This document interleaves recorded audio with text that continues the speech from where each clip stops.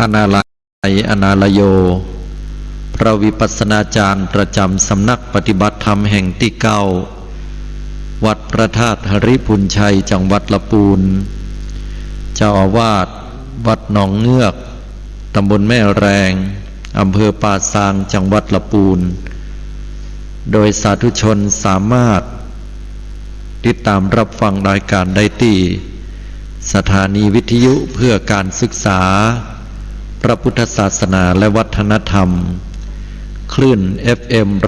104.50 เมกะเฮิรตซ์วัดฝายหินและสถานีวิทยุกระจายเสียงทุกคลื่นที่ทำการกระจายเสียงออกอากาศอยู่ณขณะเวลานี้หรือรับฟังทางออนไลน์ได้ที่ radio10.pratong.net 7382 โดยสาธุชนสามารถโทรเข้ามาร่วมในรายการช่วงท้ายได้ที่หมายเลขโทรศัพท์083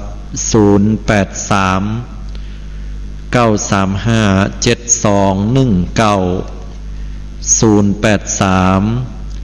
935 7219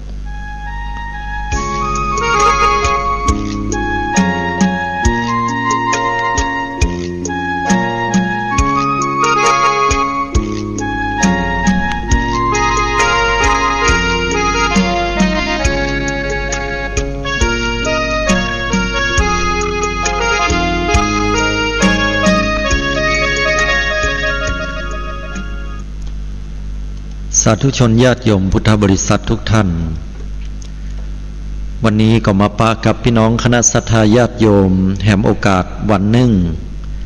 ถือว่าเป็นโอกาสที่ดีเนื่องจากว่าวันนี้นั้น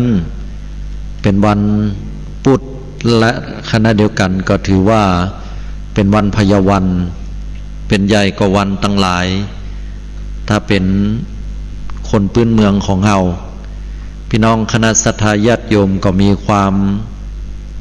ปิติยินดีใจในส่วนของปีใหม่เมืองที่ก้าวเข้ามาก็หวัง